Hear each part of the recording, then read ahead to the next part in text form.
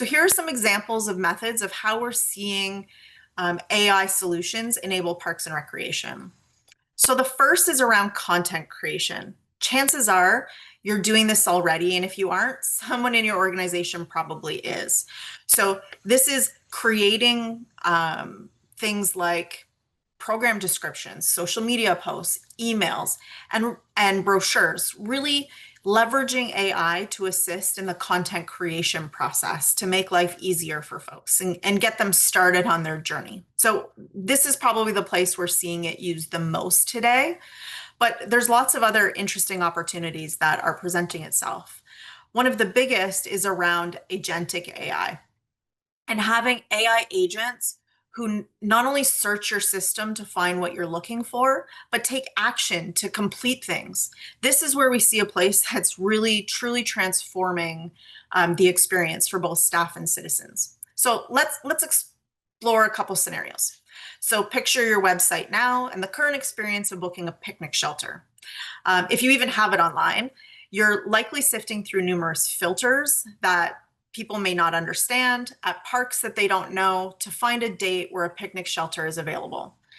Then you're probably going to click book now, be taken through a confusing process that might ask you some questions, might have some fees that make sense or don't make sense based on the way they're named to get that facility booked.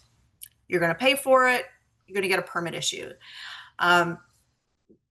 How are you handling things like alcohol policies and permits and insurance, and what about all the inflatables? So with agentic AI and Traction Rec, that experience is changing to a natural language conversation with an AI agent to take you through that process. So ask it about a location for a family picnic near you, and let the agent clarify any information that's needed in order to get the right location. Then let it guide them through the policies to support the right fee structure and all the forms are required. And have that conversation in Spanish. The agent can make the booking, collect the required uploaded forms, and send you the permit and policies without ever having to launch the facility booking window. Like, this is the kind of transformation that agents are going to be able to have on that experience. Let's talk about summaries. This is something that can be really impactful for your staff. So how many times has someone popped by your desk and asked you for some data for a meeting they're going into and they need it right now? So if the request is common enough, hopefully you have a standard report for it, but it never is a common request, is it? It is just different enough that you need to mess around with report filters or customizations, if you're even able to do that, to get what you need. You may need to run 4 reports, export them to Excel, and then create some pivot tables to get what was asked for. What if instead of that, you could simply ask the system for what we need in natural language? For example, I need a summary of the total aquatic registrations and revenue by pool compared year over year for the past 3 years, grouped by age group in 5-year increments. Printed in a table, as well as a line graph that can be used for a city council report. Game changer, right? Like, think about how much time can be saved if you can tell AI the information you need and it has access to all of your systems to be able to bring that data together simply.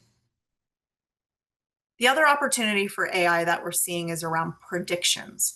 So this is another place where the right technology can really help guide how you run your business. So being able to predict the likelihood that a program will run based on historical registration trends can allow your outreach teams to know when to move into action to drive registration numbers up. Predicting when certain cleaning tasks are needed based on facility usage can help improve efficiency and save money in the long run. So the opportunities are endless. These are just a couple examples. And we're really early in this technology evolution. There are plenty of examples where trial and error is happening. And the key is to spend the time on the places where we can have the biggest impact on your operations.